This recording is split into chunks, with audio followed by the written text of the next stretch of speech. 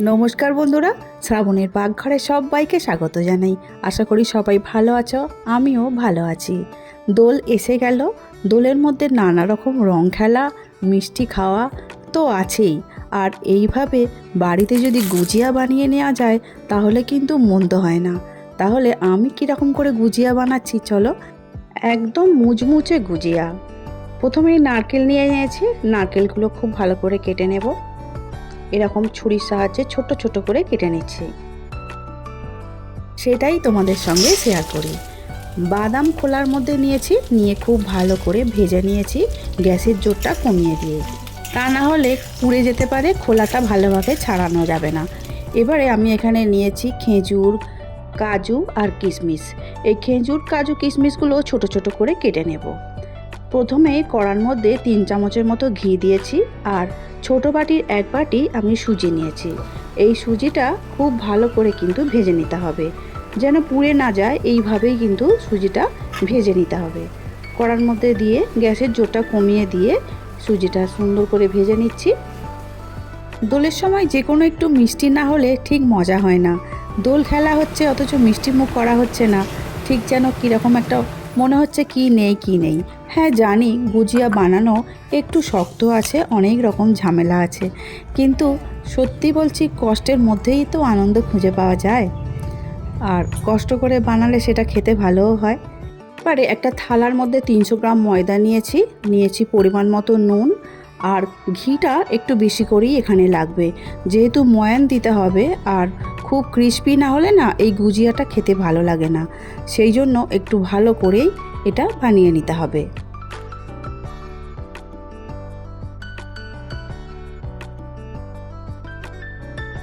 হাতের মধ্যে যখনই দেখবে একটু মুঠি হয়ে যাচ্ছে, জানবে যে খুব ভালো করে ময়ানটা দেওয়া হয়ে গেছে।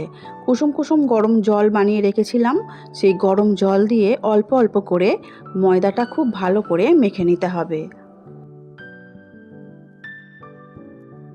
একবারে সব জল দিলে হবে না, অল্প অল্প করে জল দিয়ে মাখতে হবে, তাহলে খুব ভালো মাখা হবে। না হলে কিন্তু পাতলা হয়ে গেলে সেই ডোটা খুব একটা ভালো হবে না।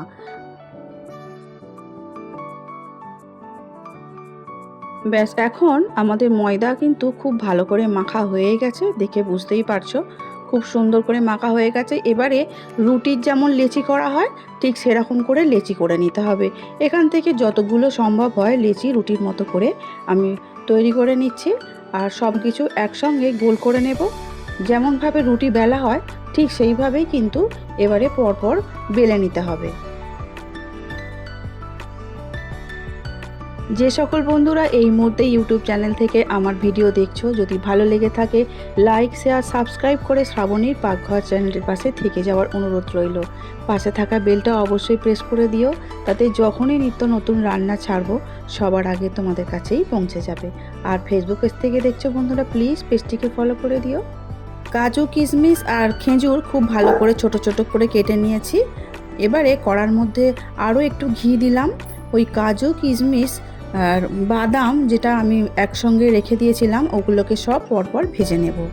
আর এখানে আমি নারকেলও খুব ছোট ছোট করে কেটে নিয়েছি, আগে নিশ্চয়ই দেখেছো আমি ছোট ছোট করে কেটে নিয়েছি। তোমরা চাইলে এটা মিক্সিতেও বেটে নিতে পারো, বা কুড়ুনির সাহায্যে কুড়িয়েও নিতে পারো, বা গ্রেটারের সাহায্যে গ্রেট করে নিতে পারো, যেটা তোমাদের ইচ্ছা।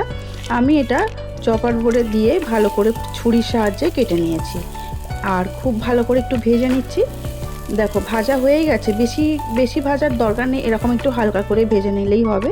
এবারে একটা প্লেটের মধ্যে তুলে নেব আর ঠান্ডা করে নেব।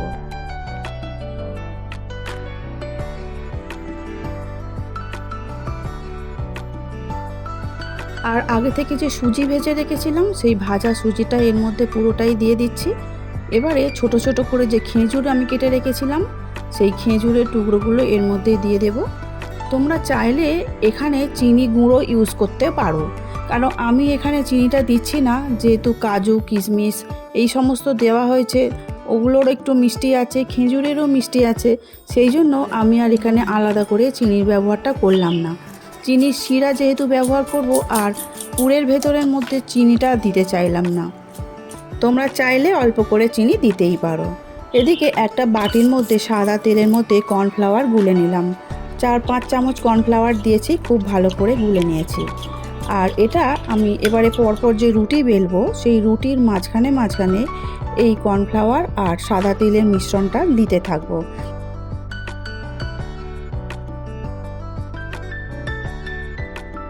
এবারে বেলন চাকি নিয়ে নিয়েছি, অল্প অল্প করে ময়দা দিয়ে রুটির মতো করে বেলে নেব। যেমন রেগুলারের রুটি হয় ঠিক সেইভাবে বড় বড় করে বেলতে হবে। আজকে আমার অনেকগুলোই লেচি হয়েছে, সেই জন্য আমি প্রথমে 6টা করে আমি রুটি বেলে নেব। সেই 6টা রুটির একত্রিত করে নিয়ে একটা রুটি বানাতে হবে। তার মানে এই একটা রুটি দিলাম, তার উপরে এই কর্নফ্লাওয়ার আর সাদা তেলের মিশ্রণটা দিচ্ছি।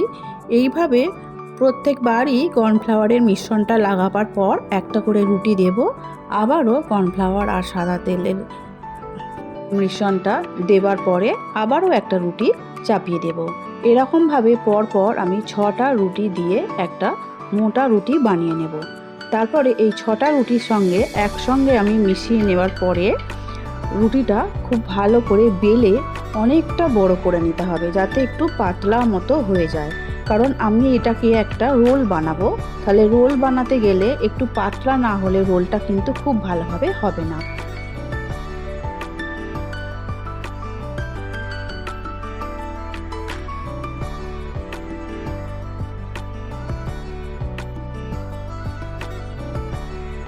প্রথমেই হাত দিয়ে চেপে চেপে একটু সেট করে নিতে হবে, তারপর বেলার পিঁড়ের সাহায্যে খুব ভালো করে বেলে নিতে হবে। দেখতেই পাচ্ছ আমি বেলান পিঁড়েটা চাগিয়ে চাগিয়ে নিয়ে সমস্তটা সুন্দর করে গোল করে নিচ্ছি, আর যতটা সম্ভব একটু বড় করার চেষ্টা করছি। এইভাবেই কিন্তু তোমরা বড় করে নেবে। এবারে সাইড থেকে ভাঁজ করে করে চেপে চেপে রোল মতো বানিয়ে নিতে হবে, আর মাঝখান থেকে ছোট করে নিলে সুবিধা হবে। আর এই ধারটা আমি আবারও একটু ওই কর্নফ্লাওয়ার আর সাদা তেলের মিশ্রণটা দিলাম কেন, ভালো করে বেশ চেপে যাবে আঠার মতো, না হলে খুলে আসবে। এবারে মাঝখান থেকে ছুরির সাহায্যে কেটে নিচ্ছি, আর ছোট ছোট লেচির মতো করে কেটে নিতে হবে।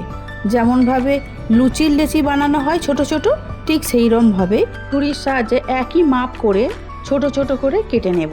আর হাতের সাহায্যে একটু চেপে নিলেই যেরমভাবে লুচির লেচি বানানো হয় ঠিক সেইভাবে ছোট ছোট বানানো হয়ে যাবে।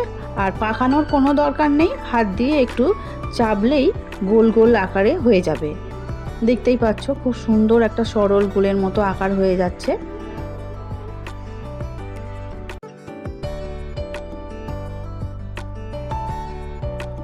সব লেচিগুলোই একসঙ্গে আমি বানিয়ে নিয়ে একটা প্লেটের মধ্যে তুলে নিচ্ছি, তাহলে আমার কাজেও সুবিধা হবে।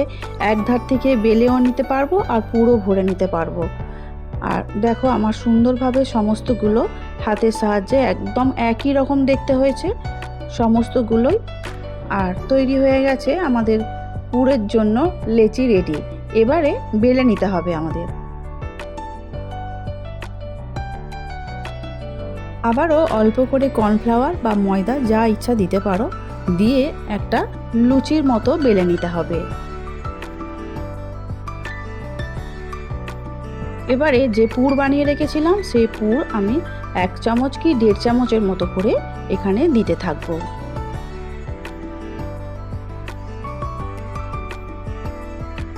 তারপর মাঝখান থেকে দুভাঁজ করে নেবার পরে ইচ্ছা মতো শেপ দিয়ে নিতে পারো। গুজিয়া বানানোর কোনো আলাদা কোনো শেপ এখানে না দিলেও হবে, তোমার যেমন ইচ্ছা তুমি তেমনভাবে সুন্দর করে শেপটা এখানে দিয়ে দিতে পারো।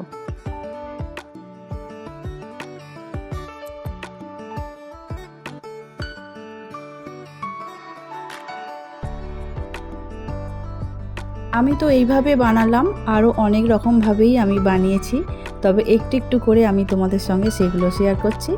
আবারও আমি একটা অন্য প্রসেসে বানিয়েছি, দেখতেই পারো। যদি তোমাদের এই ডিজাইনটা পছন্দ হয়ে থাকে, এটা ঠিক মাঝখান থেকে ভাঁজ করে আবার একবার ফোল্ড করে দেব, দিয়ে এবারে আগের মতো যেরকম করে আমি ভাঁজ করলাম আঙুলের সাহায্যে, ওইভাবে ভাঁজ করে করে একটা অন্যরকম সুন্দর ডিজাইন বানিয়ে নিয়েছি।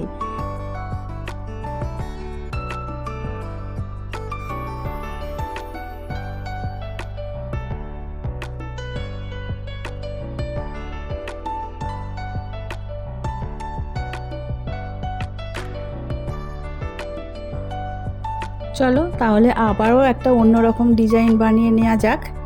আবারও আমি ওই লেচির মধ্যে কিছুটা দিয়ে দিলাম ওই পুর, আবার দুভাঁজ করে নিলাম।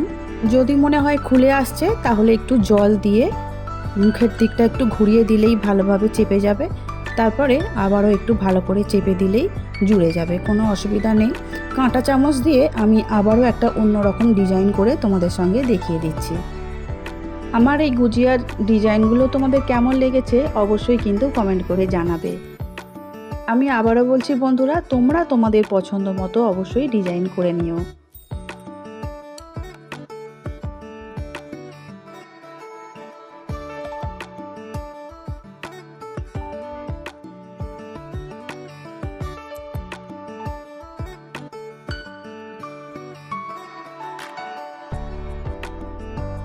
এখন আমার সমস্ত গুজিয়াগুলো বানানো হয়ে গেছে, একটা প্লেটের মধ্যে তুলেও নিয়েছি। এবারে ভেজে নিতে হবে। আমি এখানে সাদা তেলের ব্যবহার করছি, তোমরা চাইলে পুরোপুরি ঘিয়ের ব্যবহার করতে পারো। তেলটা মিডিয়াম গরম হলেই কিন্তু একটা একটা করে গুজিয়া তেলের মধ্যে ছেড়ে দিতে হবে। খুব বেশি গরম তেলে দিলে পুড়ে যাবে, ক্রিস্পিটা কিন্তু হবে না। সেই জন্য তেলটা যেই অল্প একটু গরম হয়েছে আমি সঙ্গে সঙ্গে যে কটা দেওয়ার সেগুলো তেলের মধ্যে দিয়ে দিলাম।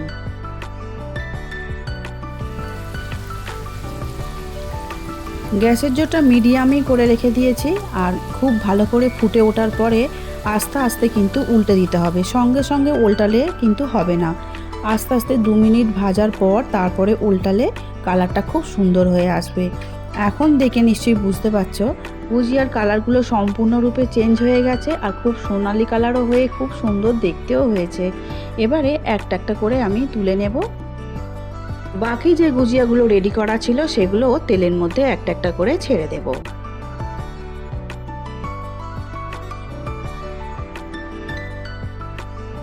একই রকম করে মুচমুচে করে এগুলোকেও ভেজে নিয়ে তুলে নেব। কালারটা আরও চেঞ্জ হওয়া শুরু হয়ে গেছে, দেখতেই পাচ্ছ। আর একটু ভাজলেই কিন্তু এইগুলো ভাজা হয়ে যাবে। এখন কিন্তু এর কালারগুলো কিন্তু গোল্ডেন কালার হয়ে গেছে। আবারও আমি প্লেটের মধ্যে তুলে নিচ্ছি।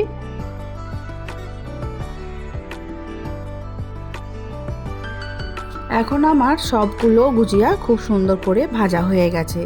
এবার একটা প্লেটের মধ্যে তুলে নিয়েছি। এখন আমাদের করতে হবে কি, একটু শিরা বানিয়ে নিতে হবে।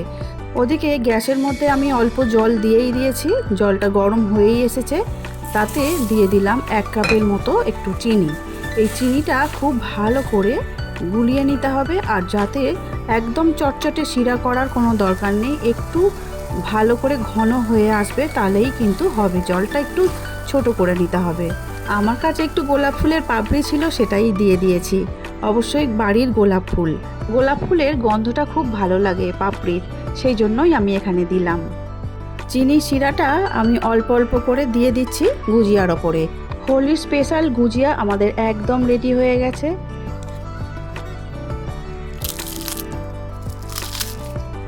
আজ তাহলে আসছি, দেখা হবে অন্য দিন অন্য রেসিপি নিয়ে। আমার ভিডিওটা দেখার জন্য অসংখ্য ধন্যবাদ।